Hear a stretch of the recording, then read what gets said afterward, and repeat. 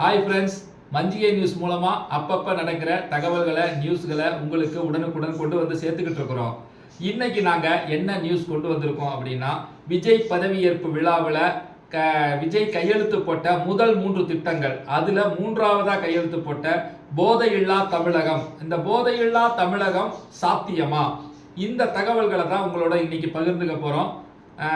போதையில்லா தமிழகம் எப்படி சாத்தியம் அப்படின்னா, இது வந்து ஒரு சமூக மாற்றமாகத்தான் அமைய வேண்டும். இது வந்து ஒரு அரசாங்கம் தன்னிச்சையாக தனியாக ஒரு தாந்தோன்றித்தனமாக எந்த ஒரு இதையும் எடுக்க முடியாது. இதற்கு பெற்றோர்கள், மாணவர்கள், அதிகாரிகள் அனைவரும் முழு ஒத்துழைப்பு கொடுக்க வேண்டும். சமூக அமைப்புகள் எல்லாருமே ஒன்றா சேர்ந்து தான் நம்ம வந்து பண்ண முடியும். இது வந்து நம்ம ஸ்கூல் ஸ்டேஜில் இருந்தே இதுக்கான ஒரு மாற்றத்தை நம்ம கொண்டு வரணும். மாணவர்களுக்கு விழிப்புணர்வு ஏற்படுத்தணும். மாணவர்களுக்கு பேச்சு போட்டி, கட்டுரை போட்டி, இது போன்ற போட்டிகள் வைத்து அவர்களுக்கு போதையின் தீமைகள் குறித்த ஒரு தகவல்களை அவங்களுக்கு கொண்டு போய் சேர்க்கணும். அப்பதான் வந்து, ஏன்னா இன்னைக்கு காலகட்டத்தில் போதை அப்படிங்கிறது வந்து மாணவர்கள்கிட்ட அதிகமா இருக்குது. அதை வந்து நம்ம சோசியல் மீடியா சமூக வலைத்தளங்கள்லாம் நிறைய பக்கம் பார்த்துருப்போம்.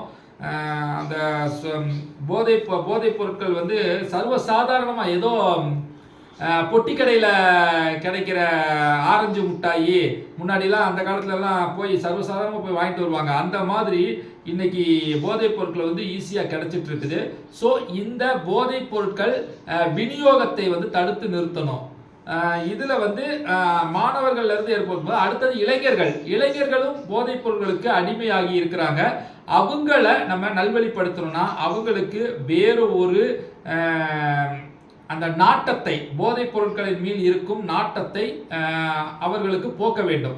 அதற்கு மாற்றாக என்னென்ன வழிகள் இருக்கிறதோ அதை நாம் தேர்ந்தெடுத்து சொல்ல வேண்டும். அதற்கு நாம் வந்து ஷார்ட் ஃபிலிமு, ட்ராமா, இந்த மாதிரி ஒரு காம்படிஷன்ஸ் எல்லாம் வச்சு அவங்களுக்கு விழிப்புணர்வை ஏற்படுத்தலாம்.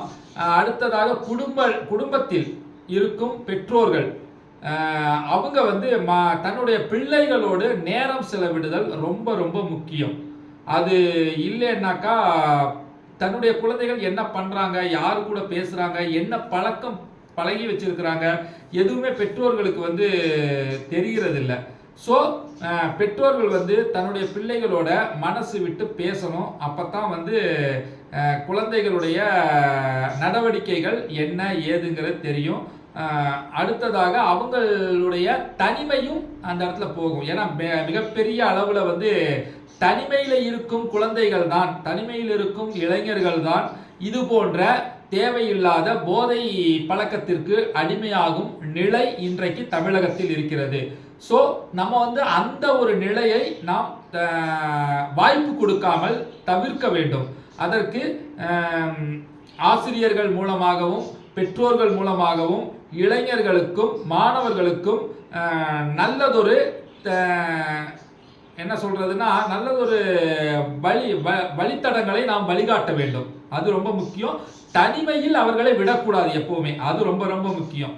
அடுத்தது இன்னொரு செக்டார், இன்னொன்று ஆல்ரெடி போதைப் பொருட்களுக்கு அடிமையாகி அது எந்த வகையான போதைப் பொருட்களாகட்டும், புகைப்பிடித்தலாகட்டும், மது அருந்துதலாகட்டும், வேற இன்ன பிற வஸ்துக்களை பயன்படுத்துவதாகட்டும், எல்லாமே வந்து அதில் வந்து அதிகமான அது இல்லாமல் வாழவே முடியாது என்ற ஒரு நிலைக்கு தள்ளப்பட்ட ஒரு செக்டார் இருக்கிறாங்க, ஒரு குரூப் இருக்குது நம்ம தமிழகத்தில். அவங்களுக்கு நம்ம என்ன பண்ணணும் அப்படின்னா, அவங்களுக்கு வந்து பார்த்தீங்கன்னாக்கா நிச்சயமா மறுவாழ்வு மையங்கள் ஏற்படுத்தி அவங்களுடைய அந்த போதை பழக்கத்தை கொஞ்சம் கொஞ்சமாக குறைத்து கொண்டு அதிலிருந்து அவர்கள் மீண்டு வருவதற்கு நமது அரசாங்கம் அவர்களுக்கு வழிவகை செய்ய வேண்டும். ஏனென்றால் இன்றைக்கு வந்து மது அருந்துபவர்களின் மது மறுவாழ்வு மையம், அந்த மையத்தில் தனிநபராக ஒருவரை ஒரு குடும்பத்தில் இருப்பவர்கள் இணைத்து விட வேண்டும் என்றால் அவர்களுக்கு எவ்வளவு செலவாகிறதுனா ஆயிரக்கணக்கில் 10,000 மாதம், 10,000, 15,000, 20,000, ஏன் 30,000 கூட ஆகிறது. அது வந்து அவரவர்களின் அந்தந்த மறுவாழ்வு மையத்தின் வசதி வாய்ப்பிற்கு ஏற்ப அந்த தொகைகள் வசூலிக்கப்படுகின்றன. இன்றைக்கு நினைத்தால் யார் வேண்டுமானாலும் அங்கு சென்று சிகிச்சை எடுத்துக்கொள்ள முடிவதில்லை. அது வந்து கஷ்டம்தான். அதற்காக அரசாங்கம் அது போன்ற மறுவாழ்வு மையங்களை தன்னுடைய கட்டுப்பாட்டில் உருவாக்கி அவர்களுக்கு இது போன்ற குடிக்கு அடிமையானவர்களை தங்க வைத்து போதைப் பொருட்கள் பயன்படுத்துவதை குறைப்பதற்கு அவர்களுக்கு நடவடிக்கை எடுக்க வேண்டும். இது இப்படி நடந்தால்தான் அவர்களும் அந்த மது பழக்கத்தில் இருந்தோ போதை பழக்கத்தில் இருந்தோ புகைப்பிடிக்கும் பழக்கத்தில் இருந்தோ அவர்கள் வெளிவருவார்கள். அடுத்ததாக இந்த போதைப் பொருட்கள் விற்பனை செய்யும் அந்த நபர்களுக்கு கடுமையான சட்டங்கள் விதிக்கப்பட வேண்டும். அது ரொம்ப ரொம்ப முக்கியம். சட்டங்கள் வந்து போதைப் பொருட்கள் விநியோகத்தை தடுத்து நிறுத்தினால் நிச்சயம் ஒரு போதை இல்லா தமிழகம் உருவாகி விடாது.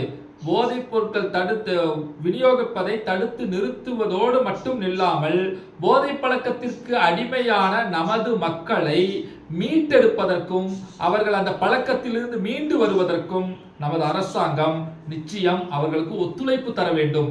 அதற்கு உண்டான சில பல நடவடிக்கைகள் எல்லாம் நமது ஜோசப் விஜய் அவர்களின் தலைமையில் தொடங்கி இருக்கும் இந்த அரசாங்கம் செய்யும் என நம்பிக்கையோடு காத்திருக்கிறோம். கண்டிப்பாக செய்யுமா செய்யாதா என்பதை இனிவரும் காலங்களில் தான் தெரியும். இருந்த போதிலும் நமது மஞ்சிகை நியூஸ் மூலமாக இந்த தகவல்களை நம் அரசாங்கத்திற்கு அவர்கள் கண்ணில் படும் வரை கொண்டு செல்வோம். நிச்சயமாக ஒரு மிகப்பெரிய மாற்றம் நிகழும். தமிழகம் மாற்றத்தின் பாதையில் பயணித்துக் கொண்டிருக்கிறது என்று நம்புவோம். நிச்சயம் மிகப்பெரிய மாற்றத்தில் நாம் எல்லோரும் சந்தோஷமாகவும் மகிழ்ச்சியாகவும் வாழ்வோம். நன்றி, வணக்கம் நண்பர்களே. இனி இன்னொரு தகவலில் உங்களை வந்து சந்திக்கிறேன். நன்றி.